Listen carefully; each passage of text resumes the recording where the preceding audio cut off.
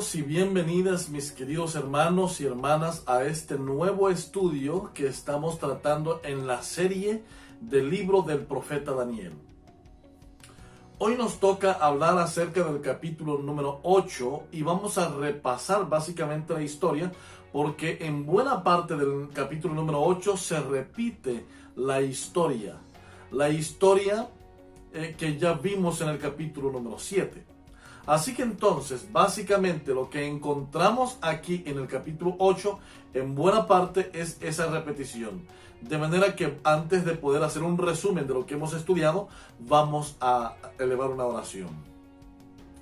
Nuestro buen Dios y Padre Celestial, te agradecemos en esta hora porque tú nos has dado el privilegio de poder estudiar tu palabra hasta este momento. Ahora, Señor, que vamos a estudiar el capítulo 8 de Daniel, te pedimos que nos des sabiduría para poder comprender tu palabra y los cumplimientos de la profecía a través de toda la historia. Rogamos pues que nos bendigas, que nos des tu presencia por medio de tu Santo Espíritu. Gracias, Señor, por todo. Te lo pedimos en el nombre de Cristo Jesús. Amén. En el capítulo 7 encontramos cómo el cuerno pequeño había logrado dominar la tierra durante 1260 años, y vimos la profecía de Daniel 7:25 que implicaba 1260 años literales, desde el año 538 después de Cristo hasta el año de 1798. El mismo poder político que fue Francia en el 508, que preparó las condiciones para el surgimiento del obispo y del Vaticano, fue el mismo poder que le puso fin en 1798. Aprendimos que en 1798 comienza el tiempo del fin, pero que en 1844 comienza el juicio de Dios, que eso lo vamos a ver en algún estudio posterior, o probablemente, si nos da tiempo, en este mismo estudio. Así que entonces lo que vemos aquí en el capítulo 8 de Daniel es que hay dos bestias diferentes en el escenario. Daniel está en Susa, la capital del imperio, y allí dice la Biblia que Daniel comienza a ver a un carnero que tiene dos cuernos. Está a un lado del río Ulai, y allí ese carnero que tiene dos cuernos dice que un cuerno es más alto que el otro. Si ustedes recuerdan, en el capítulo 7 ya habíamos estudiado esto. El oso, en forma de otro animal, se levantaba más de un lado que del otro. Sin embargo, el oso tenía tres costillas, que eran básicamente los tres imperios que había conquistado. El primero era Asiria, el segundo era Egipto, y el tercero había sido entonces Libia. Entonces, esos tres costillas que tenía entre sus dientes representaban esos tres imperios. Sin embargo, el oso se levantaba más de un lado que del otro. Esto representa históricamente que los medos y los persas, como eran dos tribus diferentes, al hacer tratados de alianza, una de las tribus sería más fuerte que la otra. Al principio de la conquista del imperio de Babilonia, fue Darío de Media el que era rey. Pero a medida fue pasando el tiempo, vemos que básicamente los reyes de Media desaparecen y solamente quedan entonces los reyes de Persia gobernando en el amplio imperio medo-persa. De esa manera es que entonces aparece en el capítulo 8 el carnero con dos cuernos. Uno de esos cuernos era más alto que el otro, aunque el que era más alto había sido el último en surgir, según lo que nos dice la profecía. Y mientras el profeta Daniel está observando lo que estaba haciendo este carnero, que no había quien lo detuviera, dice que conquistaba hacia el norte, hacia el sur, hacia el oeste, hacia el este, no había quien lo detuviera. Entonces nos dice que vio desde el oeste, es decir, desde el occidente, se movía a una gran velocidad un macho cabrío, con un solo cuerno en medio de sus ojos. iba a tanta velocidad que llevaba este macho cabrío que ni siquiera tocaba el piso. Y llegó hasta donde estaba el carnero y chocó con toda su fuerza. Y cuando estaba en la mayor fuerza, dice la Biblia, que ese cuerno grande se quebró. Pero ya estaba pisoteando y había vencido por completo al carnero. Y después de que surgió, después de que se quebró ese cuerno, surgió entonces 4 cuernos de ese cuerno que se quebró del macho cabrío. Y esos 4 cuernos se levantaban hacia ese cuerno, es decir, de esos 4 cuernos herían, dice ese macho cabrío, hería hacia el norte, hacia el sur, hacia los 4 vientos del cielo. Pero de pronto, de uno de los vientos del cielo, y esto es muy importante, porque vamos a ir a leer lo que dice el capítulo 8, no vamos a leer todo lo que hemos leído, lo que hemos dicho, porque estábamos parafraseando.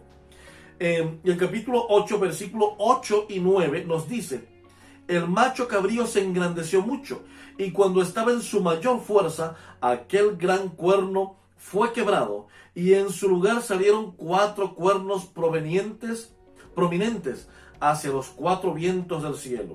Y el versículo 9 dice: de uno de ellos salió un cuerno pequeño que creció mucho hacia el sur y hacia la tierra hermosa.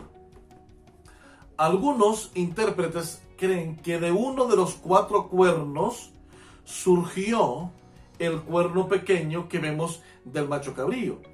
Pero en realidad no es así. Nos dice que en lugar del cuerno solitario que tenía el macho cabrío, surgieron 4. Que estos 4 se levantaron hacia los 4 vientos del cielo. Y de uno de ellos, ¿de cuál de ellos? ¿De los cuernos o de los 4 vientos del cielo? De los 4 vientos del cielo surgió el cuerno pequeño. Ya hemos visto que en el capítulo 7, básicamente, Medo-Persia está siendo representada por el oso, que aquí en el capítulo 8 representa el carnero de 2 cuernos.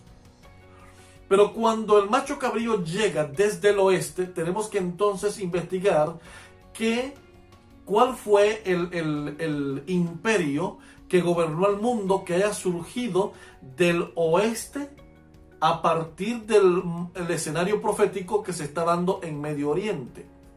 Si nosotros nos damos cuenta, la historia nos dice que el siguiente imperio en surgir en la historia de la humanidad, después de los medos y los persas, fue el imperio de Grecia.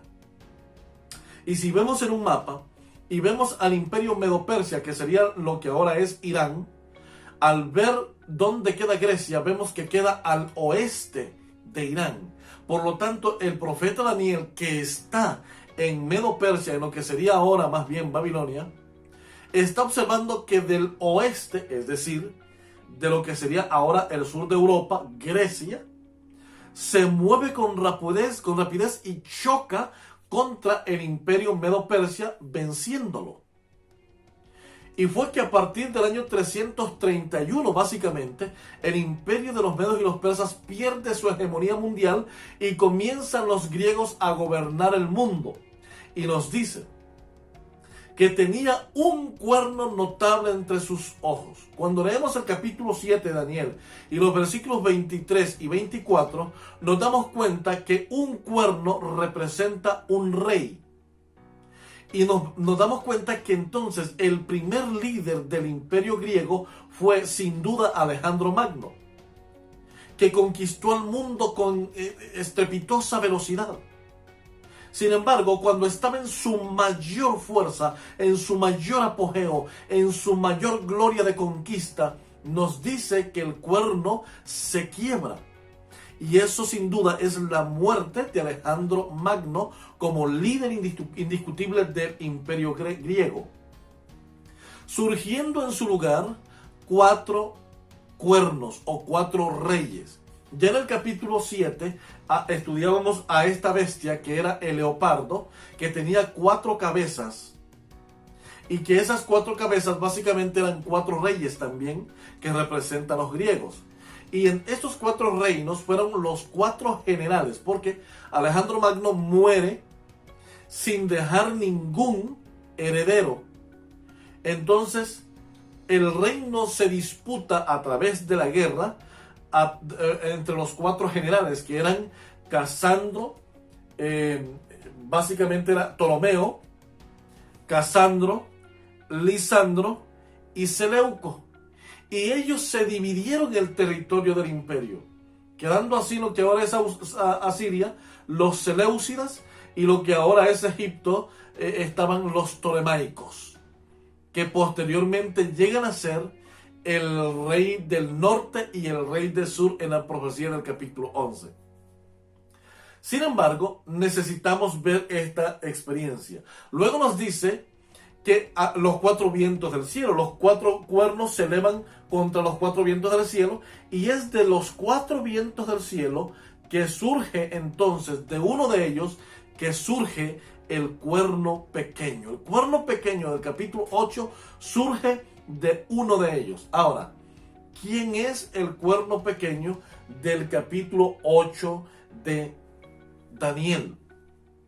El cuerno pequeño en este capítulo básicamente funge como doble imperio. Recuerden ustedes que en el capítulo 2 de Daniel nos decía que la parte de los pies de la bestia era de hierro y de barro, ¿cierto?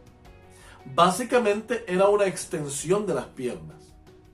Cuando vemos en el capítulo 7, la cuarta bestia se transforma de pronto en 10 cuernos, se divide en 10 cuernos, pero sigue siendo la bestia. Y de esos 10 cuernos surge un cuerno pequeño que en el desarrollo de la historia del capítulo 7 es el que lidera a la bestia. Sin embargo, sigue siendo una extensión de la cuarta bestia. De la misma manera, en el capítulo 8 se nos dice que de los 4 vientos del cielo surge un cuerno pequeño que domina el mundo después de Grecia y que lo domina por doble partida. Eso significa que ese cuerno pequeño de Daniel 8 representa tanto a la Roma imperial como a la Roma papal. Es interesante todo ello, porque cuando dice de uno de ellos, es decir, de uno de los 4 vientos del cielo, sabemos muy bien que la península italiana nunca fue considerado un imperio, ni tenía fama real ni descendencia de reyes. Al contrario, era un lugar estratégico geográficamente donde se escondían ladrones, asaltantes, violadores y demás. Allí era donde se venían a esconder. Y es de allí donde surge lo que conocemos como el Imperio Romano, que para el año 168 ya era todo un poder y que comenzó a combatir a todo lo que era el Imperio persa, los residuos que quedaban, y especialmente la fortaleza del Imperio griego. Así es como en el año 168 la Roma imperial se hace del dominio mundial. Por eso es que no depende Roma del imperio griego, como vemos en la historia. Porque no depende de uno de los 4 reinos en los que se divide Grecia, sino que depende de los vientos. Ya hablamos que en el capítulo 7 los vientos tempestuosos que están sucediendo representan los combates de la tierra, las guerras que suceden, y como producto de esas guerras que estaban sucediendo surgen las bestias. En este caso, como producto de esos vientos de los 4 puntos cardinales de la tierra que estaban llevando a cabo los 4 reinos de Grecia, surge finalmente entonces Roma imperial en el año 168. Y es un poder que llega hasta el 476 en su primera etapa. Pero la segunda etapa del Imperio Romano es el Imperio Romano Papal, instituido, como aprendimos en el estudio anterior, que comienza a partir del año 538 después de Cristo. Es decir, unos 30 años después de que Clodoveo se hubiese bautizado y hubiera derrotado a los visigodos. 30 años después surge entonces el Imperio Romano Papal, cuando se establece en Roma como el líder supremo religioso, que unido a los poderes políticos de Europa logró derrotar cuanto imperio se le opuso y gobernó hasta 1798, cuando entonces se le terminó el poder y Berthier se llevó al Papa Pío VI al exilio y muere en el año siguiente. De manera que lo que encontramos aquí en la historia de Daniel 8 es precisamente una repetición de la historia del capítulo 7 hasta 1798, que dura el cuerno pequeño, y es cuando comienza entonces el tiempo del fin. Es muy interesante porque el mismo capítulo 8 de Daniel nos habla de una profecía grandiosa. ¿Cuál es esa profecía? La profecía de los 2300 tardes y mañanas y el juicio divino. Y eso tiene que ocurrir, según la profecía, después de lo que acabamos de estudiar.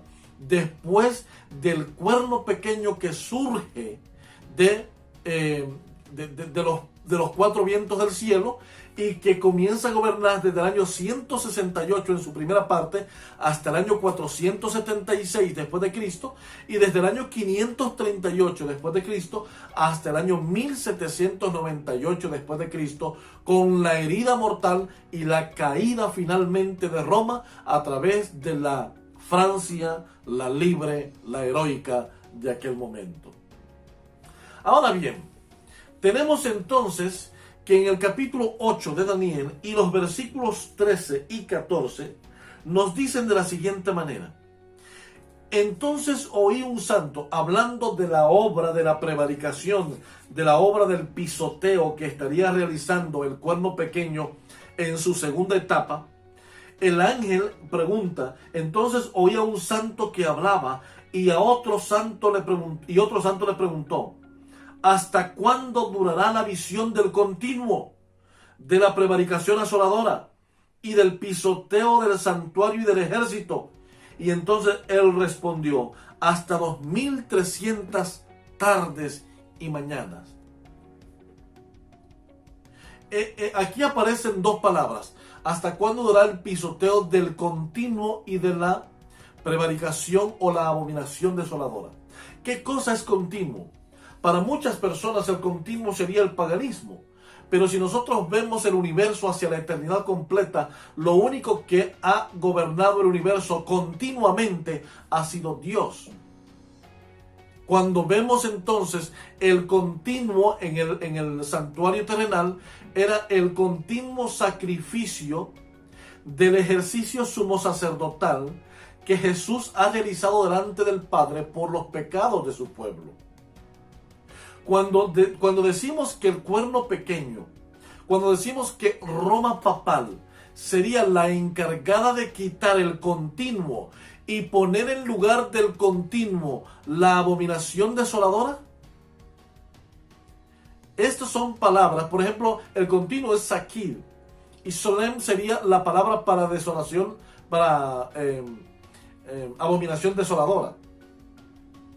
Significa entonces que para que la abominación desoladora llegue, se tiene que quitar el continuo. El continuo para el año 538 era la intercesión de Jesús por sus hijos en el santuario celestial.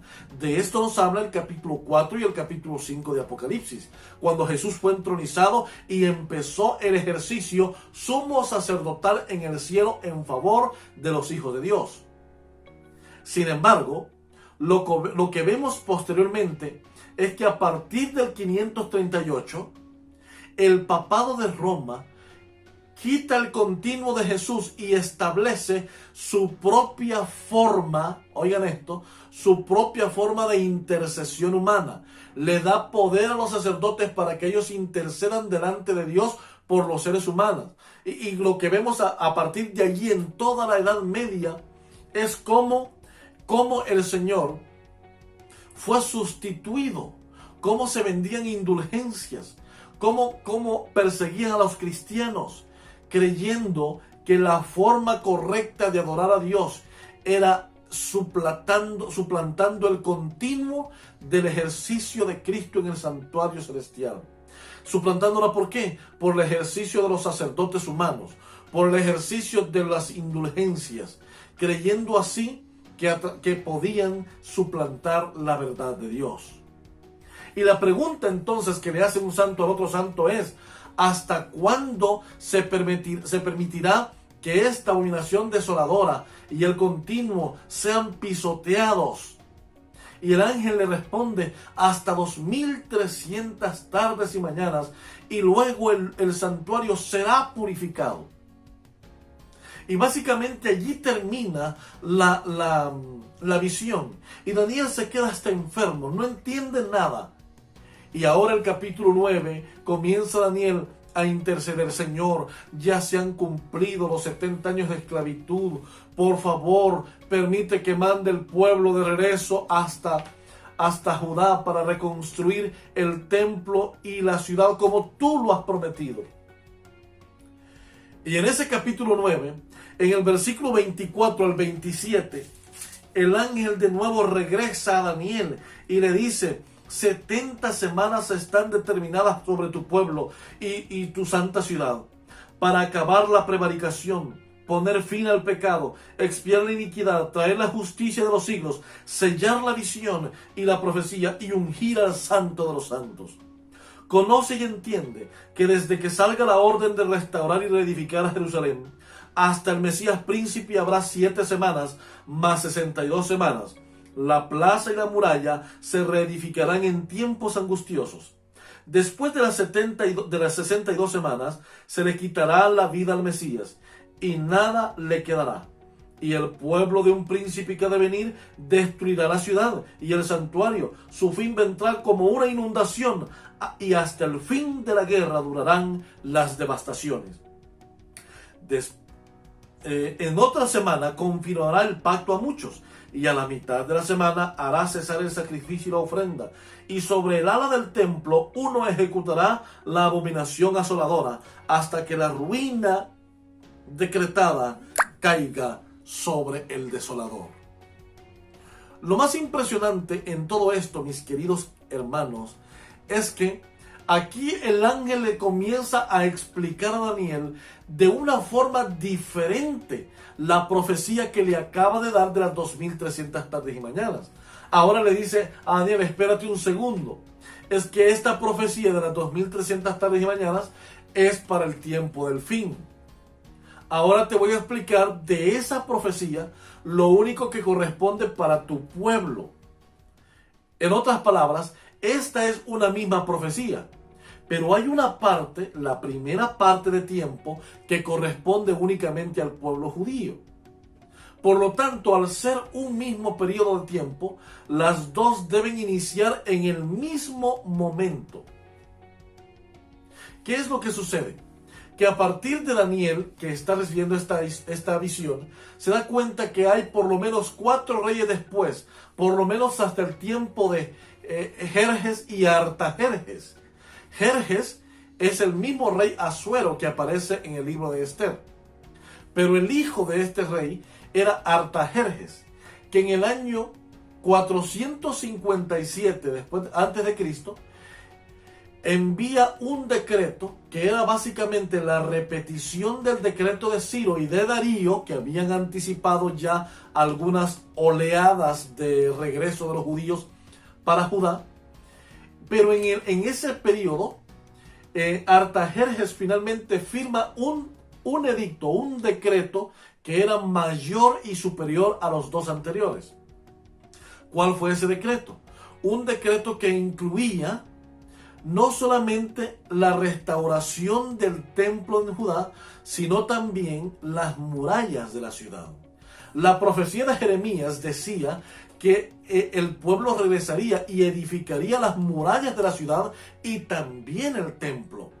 Por lo tanto, la salida de la orden debe comenzar a contabilizarse en el momento cuando el decreto emita una inclusividad, tanto para el templo como para las murallas de la ciudad. Y en ese sentido, el único decreto que es compatible es el decreto de Artajerjes, que es una confirmación de los anteriores, pero es una expansión porque incluye también no solamente el templo de Jerusalén, sino también las murallas de la ciudad.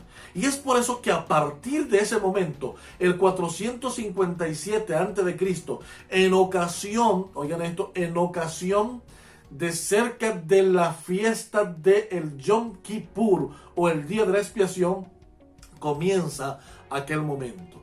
Así que entonces, a partir de ese momento, comienzan Esdras y los pueblos y los que faltaban a ir hacia Judá. El 457 a.C., el otoño. Eso nos lleva básicamente a que el capítulo 9 nos describe precisamente 3 etapas en las que se dan esos, o 4 etapas en las que se cumplen los 490 años. Recuerden que 70 semanas significa 490 días. Y recuerden que los periodos proféticos son día por año. Por lo tanto, son 490 años. Las primeras 7 semanas que encontramos en Daniel 9 representan 49 años que nos van desde el año 457 a.C. hasta el año 408 a.C. En esos 49 años se reconstruyen las murallas y el templo en Jerusalén. La profecía es exacta.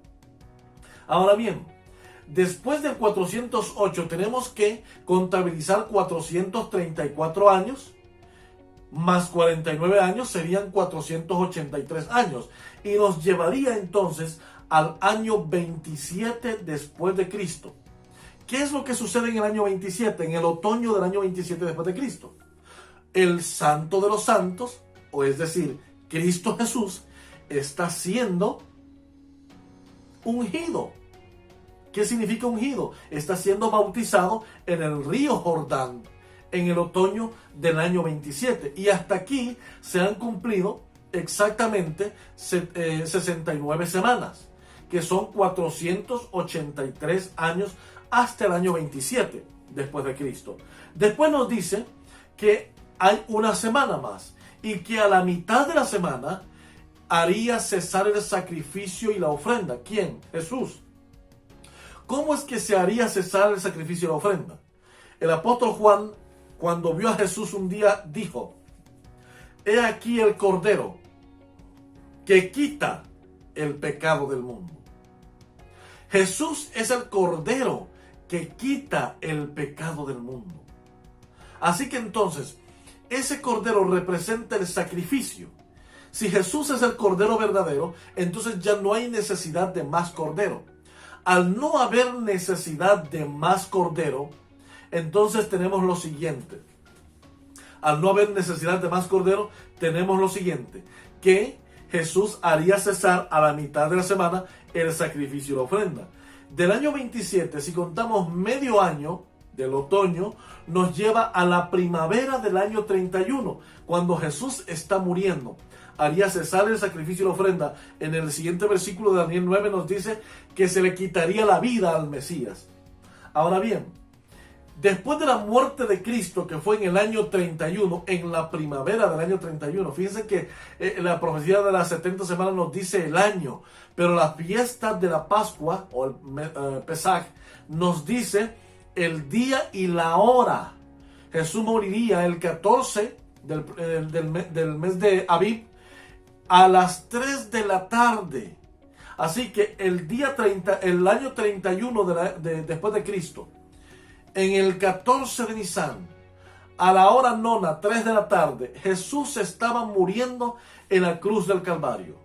Y después, si contabilizamos 3 años y medio, nos llevará entonces a uno de 2 acontecimientos: o al apedreamiento de Esteban, o la incursión de Pedro con el evangelio a los gentiles por medio de Cornelio.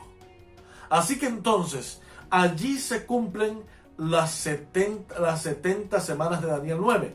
Pero la contabilización de los 2300 días llega entonces hasta el año de 1844, exactamente 2300 años después del año 457 a.C.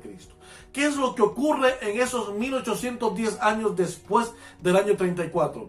Jesús está intercediendo por nosotros en el santuario celestial.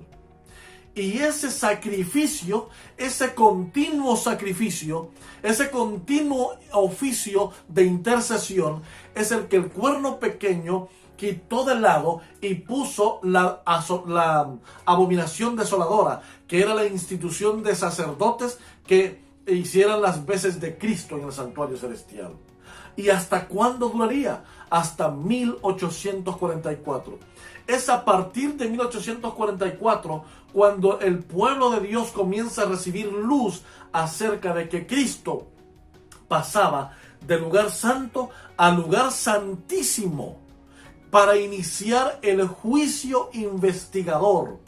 Ya no más intercesión, sino ahora intercesión y juicio.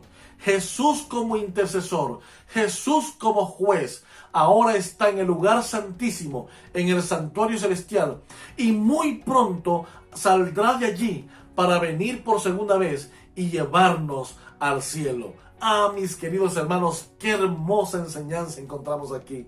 El Señor Jesús, a través de todas las edades, Él ha estado con nosotros, intercediendo por nosotros, y hoy está a punto para venir por segunda vez y llevarnos a casa de nuevo. Qué hermoso será ese momento muy pronto, cuando miremos la venida de Jesús y seamos testigos de ese acontecimiento hermoso universal, en el que después de tanto sufrimiento, el Señor viene por sus hijos y viene para llevarnos al cielo. Yo quiero estar preparado en ese momento. Por eso le quiero pedir al Señor que me acepte como su hijo, que perdone mis pecados y que me ayude a serle fiel de aquí en adelante. Yo quiero pedirte a ti también que hagas exactamente lo mismo y le digas: Señor Jesús, acéptame como hijo tuyo. Oremos. Querido Padre Celestial, gracias, porque en tu infinito amor tú nos has dado el privilegio de ser tus hijos, a pesar de que seguimos teniendo una naturaleza inclinada al pecado y a las tentaciones. Señor, te pedimos en este momento que tú puedas en este instante perdonar nuestros pecados. Sobre todo, te pedimos, Padre, que tú nos aceptes como hijos tuyos, que nos limpies nuestra vida y nuestro corazón, que nos ayudes a hacer tu voluntad, a serte fiel en todo momento. Ayúdanos, Padre eterno, porque queremos vivir contigo para siempre. Señor, tú pronto vienes y queremos estar listos. Estás en este momento a punto de salir del santuario celestial para venir por nosotros, pero queremos encontrarnos listos, perdonados, limpios con todo nuestro corazón. Te lo pedimos, Padre querido. Ayúdanos a aceptarte, a serte fiel y a vivir tu voluntad. Hoy nos ponemos en tus manos. Te lo pedimos en el nombre de Jesús. Amén.